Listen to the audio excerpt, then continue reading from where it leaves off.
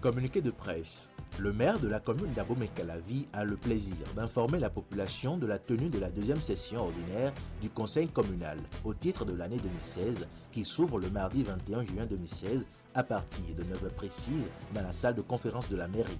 Les séances du conseil communal étant publiques, les administrés qui le souhaitent peuvent y prendre part. Abomey-Calavi, le 14 juin 2016, signé Georges Bada.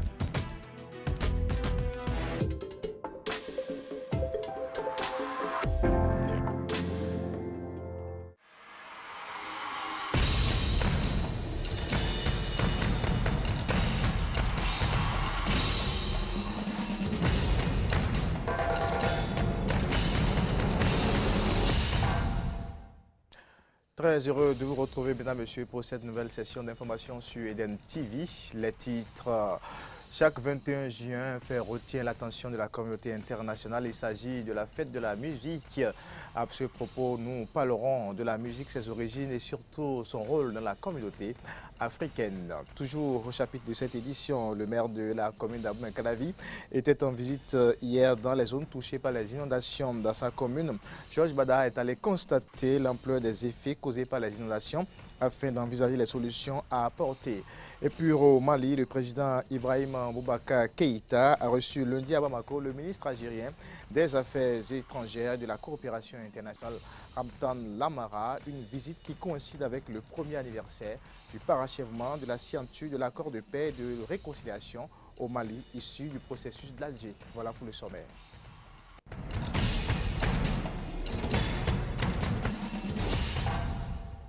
Bienvenue à toutes et à tous.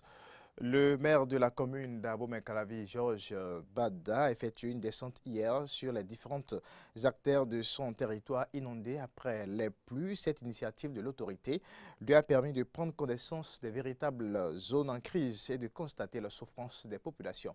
Le reportage est signé Frisch Séroulan, Denis Marouya. Des discussions avec ses services techniques, les citoyens et les sages ce lundi, le maire Georges Bada a voulu comprendre la cause de la stagnation des eaux de pluie au niveau des différentes artères de cette commune. Une initiative qui vise à trouver des mesures idoines pour endiguer la situation et résorber les difficultés des usagers de la route. Au total, 8 zones sinistrées ont été visitées par le maire et sa délégation. Ici, au carrefour Artico 80, Georges Bada a été offusqué par le calvaire que vit la population. Il n'y a rien qui permette de reprendre d'aussi grands travaux qui ont été réalisés par notre État central. Où est-ce que les contrôles étaient pour que nous soyons dans cette situation? On ne peut pas faire des pavés et se retrouver avec de l'eau sur les pavés. Ce n'est pas normal. Ce n'est pas normal. Nous devons retrouver les entreprises qui ont travaillé. Nous devons chercher où est-ce que l'exutoire doit aller et les travaux doivent être repris. Et que nous ne disions pas que c'est la mairie qui le fera. Ce n'est pas vrai. Ce que nous pouvons faire dans l'immédiat pour apaiser, pour que la circulation soit fluide, c'est une motopompe, renvoyer l'eau des pavés chaque fois que ça pleut. Mais on ne pourra pas à la longue le faire. Il faut nécessairement que nous trouvons des solutions plus durables. À Dekongbe, la nécessité de secourir les riverains n'a pas échappé à l'autorité municipale. Nous ferons en sorte que ceux qui vont à Dekongbe puissent accéder à Dekongbe. Ceux qui habitent également en bordure de pavés puissent avoir la vie saine et que l'eau, nous puissions amener l'eau quelque part. C'est la solution. Dans ces zones-ci, Carrefour Tampé, Carrefour Bengan, voie Agoria Ledio Bakita, les réalités sont autres et la souffrance des usagers plus critique. Et pour les soulager, la solution est toute trouvée. Nous allons négocier avec les promoteurs de carrière afin qu'ils nous aident à envoyer quelques voyages de sable sur les points les plus critiques pour faciliter donc la mobilité des populations. Aujourd'hui, le sable marais est interdit, donc il n'y en a plus. Donc ce n'est que le sable lagunaire et nous avons beaucoup de carrières sur la commune d'Abomey-Calavi. Pourtant, ce sont là des solutions à court terme qui ne sauraient régler définitivement le problème de l'inondation des voies de cette ville. C'est pourquoi, pour le maire, il s'agit d'élaborer et d'exécuter avec le gouvernement un programme spécial d'assainissement et de pavage d'Abomey-Calavi. C'est ce plan directeur d'assainissement dont nous avons besoin à Calavi. Vous avez vu de Godomin ici, il ne s'agit pas de replâtrer, il s'agit de construire les voies. Et construit également les canalisations, les zones d'assainissement par où faire passer l'eau pour que l'eau aille dans son lit normal. Georges Bada appelle donc de tous ses voeux la réalisation des grands travaux de réhabilitation de sa commune. Mais pour l'instant, la mairie, avec ses moyens, essaie à son niveau de faciliter la vie aux usagers de la route. Et le maire a reçu ici, au carrefour du CG Godomé, les félicitations des riverains pour le travail accompli sur cette artère, autrefois en proie à l'inondation.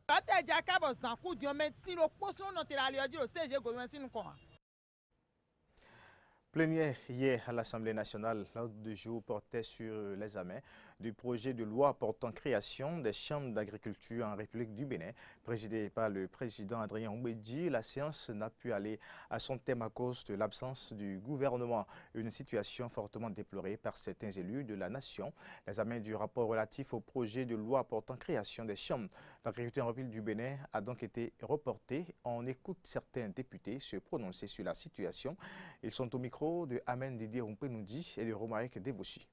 Je voudrais simplement dire qu'on a tout intérêt à tout faire pour éviter ces genres de déconvenus. Surtout que nous parlons du nouveau départ. Le nouveau départ, en toute chose, quand même, on sait que c'est de bonnes choses qu'on avance. Et nous sommes surpris que c'est des défections comme ça que nous constatons. On n'est pas encore là pour faire le procès d'un gouvernement pour que les gens se mettent déjà dans la tenue d'avocat défenseur. Une évidence est là. On a constaté, et je sais que le président sait mieux que nous ce qu'il faut faire. Le gouvernement n'est pas là, donc le débat ne peut pas se faire. Mais ça fait mal, en ce sens que ce projet, c'est un projet important parce que ça touche la Chambre d'agriculture. Le président de la commission, avec la Chambre d'agriculture qui est actuellement en place, ils ont fait tout ce qu'il fallait. On a fait des ateliers, nous sommes là, on aurait pu voter si le gouvernement était là. Je sais, l'état de grâce est en train de finir. Et je sais que la communication entre les deux institutions est en train de montrer ses limites. Et je demanderai aux deux institutions, aux représentants surtout du gouvernement et de l'Assemblée, de revoir les canaux d'information. Je pense que ce n'est pas de gaieté de cœur que les ministres vont s'absenter. Ce n'est pas pour boycotter les travaux à l'Assemblée. J'ai ouï dire que le ministre serait en réunion d'urgence avec le président de la République. C'est encore pour l'intérêt de la nation. Les articles 94 et 95 de notre Constitution qui réglementent la question disent que le gouvernement a accès aux séances de l'Assemblée nationale. Ils sont entendus à la demande d'un député, d'une commission ou à leur propre demande. Donc, ils ne sont pas obligés d'être là. Il nous appartient à nous de voir si le dossier que nous voulons examiner nécessite ou non qu'un ministre soit là et soit entendu. C'est ce qui fait mon embarras. Sinon, nous aurions pu examiner le dossier. Il y a le rapport de la commission qui est prête. Nous aurions pu engager le débat. Mais nous n'allons pas créer ce précédent.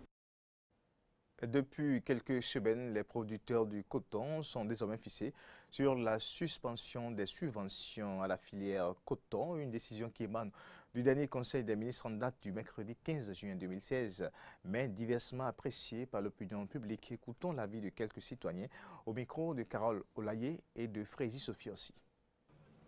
On ne doit plus assister à une suspension, à des subventions. Ce n'est pas normal. L'État ne peut plus intervenir dans l'économie. Non et non et non. Il n'y a que l'État béninois depuis toujours qui s'entête.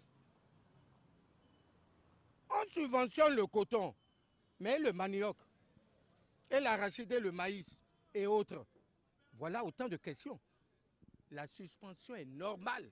Même si un autre président demain, il faut que cette suspension continue. Ce que le gouvernement a fait, c'est bon pour moi. Ce qu'il va faire maintenant, il faut mettre les milliards là, mettre ça dans l'agriculture de maïs et de comment on appelle, vanzou, et arachide, et haricots, et maïs, et manioc, et pour la population va manger, pour rassasier.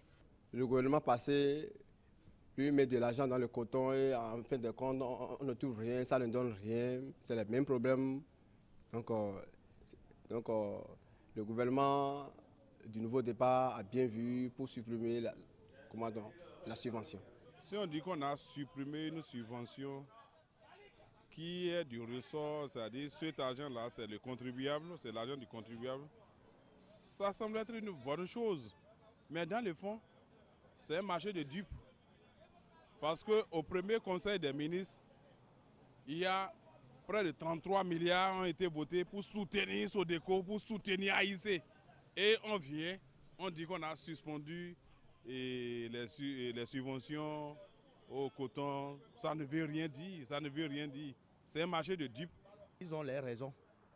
Parce que depuis 1996, ces cotoculteurs ont été vraiment déçus. Parce qu'ils avaient connu un avancement vraiment terrible au temps du président Soglo.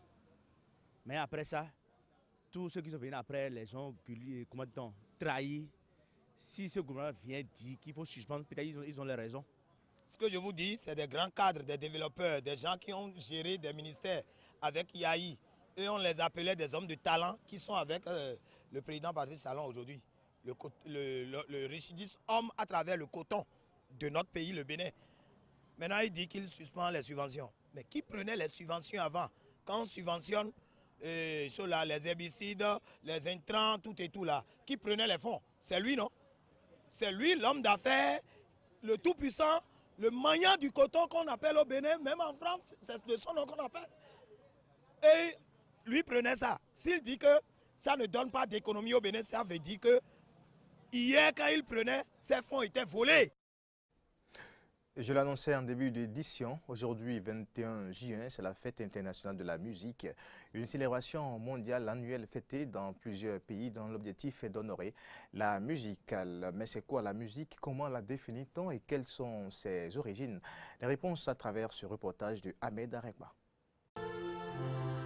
Elle est présente dans notre vie de tous les jours, en voiture, à la cuisine, sous la douche ou même au bureau. Elle nous accompagne. Nous y avons très souvent recours pour réfléchir, méditer, nous distraire et même pour trouver le sommeil. La musique, puisque c'est d'elle qu'il s'agit, est donc au cœur de notre vie, au quotidien. À telle enseigne que la question de sa définition paraît finalement assez bête. Finalement, la définition classique que nous connaissons, c'est l'art de combiner les sons de façon agréable à l'oreille.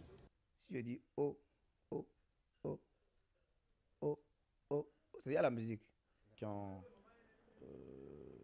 quelqu'un arrive à agencer des sons, à assembler des sons de manière à lui-même se satisfaire ou bien de manière à satisfaire d'autres personnes, c'est déjà de la musique. Mais aujourd'hui, la musique a dépassé ses limites. La musique est allée au-delà de l'art. Et puis la musique est devenue une science qu'il faut absolument, une science, un art qu'il faut absolument apprendre. Comme toute activité humaine, la musique aussi a une histoire, une origine. Dans Genèse chapitre 4, le verset 21, la Bible nous parle là de l'origine de la musique.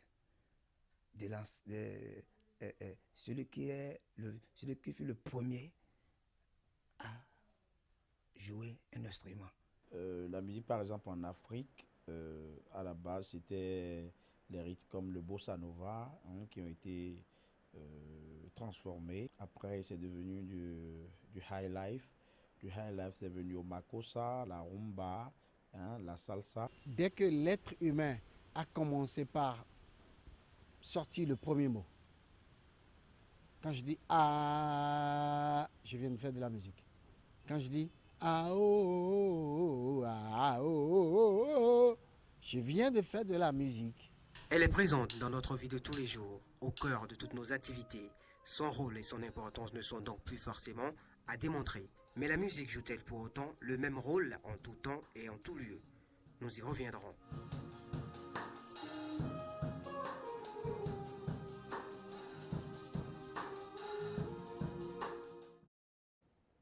Et c'est tout de suite que nous allons essayer de connaître le rôle de la musique dans la tradition africaine. Elle sert à bien de choses, surtout dans les religions endogènes. On retrouve encore une fois Ahmed Arekba.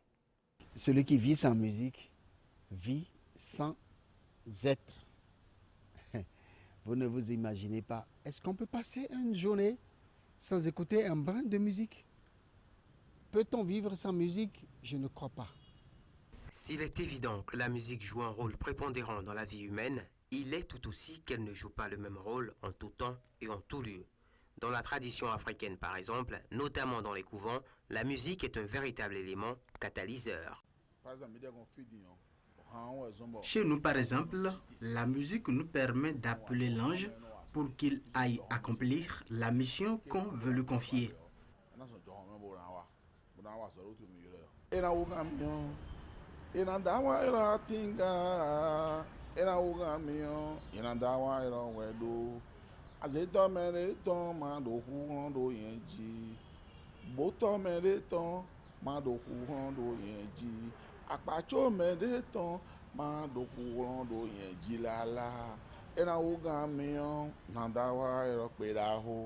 Au-delà d'être une source d'inspiration, la musique permet aussi dans nos couvents une meilleure compréhension des choses. Chacun des 256 signes du Fa, ils ont leur chanson. C'est pour vous montrer que la chanson est nécessaire dans la vie de l'homme. Quel que soit ce que vous voulez faire dans notre tradition, et vous partez d'une chanson, vous avez tout de suite l'idée qu'il faut pour réussir. Que ce soit pour la joie, le deuil, des manifestations, n'importe quoi vous voulez faire dans notre tradition et que l'inspiration vous arrive et que vous entendez une chanson là, vous vous retrouvez automatiquement. On peut donc conclure que la musique est à la fois en amont et en aval de tout processus dans nos couvents, mais l'est-elle aussi dans les religions importées? Nous y reviendrons.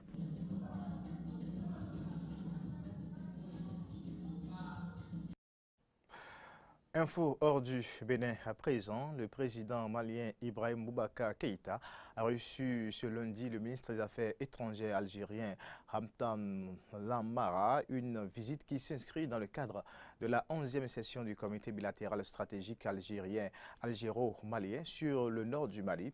Cette visite coïncide avec le premier anniversaire de la signature par la coordination des mouvements de l'Azawad et le camp gouvernemental malien de l'accord de paix d'Alger en 2015 pour mettre fin au conflit au Mali sous la médiation de Hamdan Lamara, suivant un extrait de la déclaration des deux personnalités.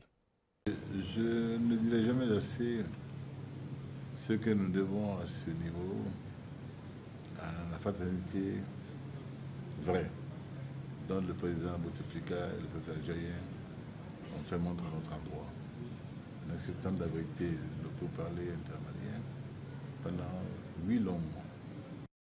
Je pense qu'avec la détermination qui est la nôtre, l'engagement qui est le nôtre, la volonté politique ferme qui est la nôtre, je pense que cet accord que l'on appelle l'accord d'Alger sera pour l'histoire un succès évident. De retrouvailles de frères désunis dans l'incompréhension qui sont retrouvés pleinement et entièrement. Nous venons de terminer une année durant laquelle les fondations d'une mise en œuvre sérieuse, d'une mise en œuvre systématique ont été posées, que cela soit à travers les actes législatifs, réglementaires, institutionnels qui ont été pris par la République du Mali ou à travers également des développements sur le terrain, des développements au niveau régional et international également. Aujourd'hui, plus que jamais, toutes les énergies maliennes, toutes les forces qui hier étaient dans des rapports conflictuels, dans des rapports parfois de mésentente ou de discorde, aujourd'hui ouvrent de nouveaux horizons au Mali, à la nation malienne. Et ces nouveaux horizons sont synonymes de paix, de stabilité, mais aussi de prospérité et de vision optimiste d'un avenir partagé par toute la nation malienne. Toujours sur le continent, les intempéries continuent au Ghana, notamment dans la capitale Accra. Ces intempéries ont frappé pendant 4 jours la capitale du pays ainsi qu'une grande partie du centre du Ghana, a précisé l'Organisation nationale de gestion des catastrophes. Au moins 10 personnes, dont 8 enfants, ont été tuées la semaine dernière. Lors de ces pluies, des systèmes d'égouts et d'évacuation des eaux usées sont régulièrement la cause de graves inondations dans le pays. En Afrique du Sud, la danse classique a été longtemps réservée à la minorité blanche. 22 ans après la fin de l'apartheid, des danseurs noirs se forment à la danse et ces danseurs initient des enfants provenant des villes comme Township. Reportage. Dans ce studio de danse de Soweto, on répète sans chausson ni tutu. Moulé est professeur de danse contemporaine. À 34 ans, et se met enfin au classique grâce à un programme de formation dans les townships, ces quartiers à majorité noire. Quand j'étais enfant, je voulais faire de la danse classique, mais ce n'était pas possible dans les townships. On devait aller en ville et c'était trop cher. Quand j'ai entendu parler de ce projet, j'étais très contente pour moi et pour mes enfants. La danse classique vient enfin dans les townships. Un matin par semaine, ses élèves suivent le cours de Maria venue spécialement de Cuba. Sa tâche est compliquée. Aucun de ses danseurs n'a suivi de formation classique. Mais elle ne laisse rien passer. C'est une expérience pour moi parce qu'à Cuba, les professeurs étudient le ballet pendant 8 ans. Mais pas ici. Alors qu'est-ce que je fais ? Je commence par leur apprendre les bases de la danse classique. La concentration est aussi très importante. Tout comme l'amour. Sans amour, rien ne réussit. Élève le matin, ces adultes se transforment en enseignants l'après-midi. Dans une salle de classe de Soweto reconvertie en studio, Moulé reprend avec ses élèves les exercices qu'elle a appris avec Maria quelques heures plus tôt. J'aime la danse plus que tout, parce que c'est agréable. J'aime et ça me plaît. À l'origine de ce projet, Dirk Badenhorst ne cache pas ses ambitions et ses rêves. Le but du projet est de trouver le ou la danseuse étoile sud-africaine du futur. L'ancien directeur de l'Opéra de Paris, Benjamin Millepied, se plaignait du manque de danseurs de couleur là-bas. J'aimerais que d'ici une dizaine d'années, des gamins de ce projet rejoignent l'Opéra de Paris. À terme, le projet vise à former un millier d'enseignants noirs sur 3 ans. Pour ces jeunes danseurs sans chaussons, c'est déjà un pas vers les planches de l'opéra. Indonésie, fondée par et pour des réfugiés, une école située au sud de Jakarta propose à des enfants quelque chose qu'ils n'ont jamais eu, c'est la chance d'aller en classe en attendant d'être relocalisés dans un nouveau pays. Une initiative louable selon les bénéficiaires. Une école pour les réfugiés créée par des réfugiés. L'objectif, offrir une éducation aux enfants de leur communauté. Ils sont maintenant une vingtaine de réfugiés bénévoles à y enseigner. Ça me rend heureuse de voir les sourires sur leur visage. Vous ne pouvez pas imaginer à quel point je suis heureuse. Une éducation à laquelle ils n'ont jamais eu droit en Indonésie. Près de 14 000 réfugiés et demandeurs d'asile sont en attente ici, avec l'espoir d'obtenir le statut de réfugié ou d'être réinstallés ailleurs. Un processus qui prend des années, au cours desquels les enfants sont souvent déscolarisés. Cette école maintient le lien avec l'éducation et entretient les ambitions des élèves. Plus tard, je veux être médecin pour aider les gens, pour qu'ils ne tombent pas malades. En Afrique, en Irak ou en Syrie, par exemple. Quand je serai grande, je veux être médecin. Depuis que les réseaux de passeurs vers l'Australie sont fermés, les réfugiés sont forcés d'attendre dans un pays où ils ne seront jamais autorisés à s'installer définitivement. L'Indonésie n'a pas signé les conventions et les protocoles principaux sur le traitement et l'accueil des réfugiés. Il n'y a donc aucun droit à l'éducation ici en Indonésie. Nous saluons les efforts de ces organisations qui proposent ces services essentiels aux enfants, mais si on regarde la situation dans son ensemble, il y a des milliers d'enfants qui en auraient besoin. Les classes sont pleines et la liste d'attente s'allonge. L'initiative a fait école, puisque des communautés voisines lancent leur propre programme, avec l'espoir d'un avenir meilleur pour ces enfants qui ont fui la guerre. Pèlerins et touristes viennent généralement de Bethléem avec des sièges, chapelets et autres crèches en bois d'olivier. Mais pour ceux qui ont la religion dans la peau, c'est dans l'atelier de Walid qu'il faut aller pour se faire tatouer. Nous sommes en Palestine. Reportage. Aiguilles, encre et musique électronique en fond sonore. Bienvenue dans le salon de tatouage de Walid Ayash à Bethléem, le lieu où Jésus aurait vu le jour d'après la tradition chrétienne. Walid tatoue pèlerins et visiteurs depuis maintenant 12 ans. Au début, quand j'ai eu l'idée, j'ai commencé à tatouer avec une machine manuelle. J'ai vraiment aimé ça et j'ai commencé à lire sur le tatouage sur Internet et à dessiner des tatouages régulièrement. Tout le monde rigolait. Ils me demandaient « Mais qu'est-ce que tu crois être en train de faire ?» Et aujourd'hui, c'est mon revenu principal. Installé à quelques mètres de la basilique de la Nativité, ce père de 4 enfants s'est spécialisé dans les tatouages religieux. La plupart de ses clients sont des pèlerins d'Égypte, du Liban, d'Irak ou d'Arménie. Et au lieu de rapporter un cierge ou un chapelet en souvenir, certains se font tatouer un petit signe chrétien. C'est une tradition copte par exemple d'avoir une petite croix tatouée sur le poignet. Aujourd'hui, c'est plus comme avant. On a une grande variété de modèles. On en propose 140 ou 150 aux clients. La plupart des gens qui viennent ici prient et chantent des chants religieux pendant que je travaille sur leur tatouage. D'autres clients, comme Florentino, sont des adolescents du coin qui pensent que la religion peut être à la mode. Je viens de me faire un tatouage.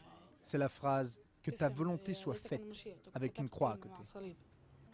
Walid tatoue aussi des motifs plus séculiers et va ouvrir un autre salon de tatouage à Ramallah, repère de la jeunesse branchée palestinienne et qui n'a pas la religion collée à la peau. La religion collée à la peau, dans la peau, c'est donc bien possible en Palestine. Mesdames, Messieurs, c'est donc sur cet élément que nous allons boucler cette édition. Merci de votre aimable attention. Bonne suite des programmes sur Eden Télévision.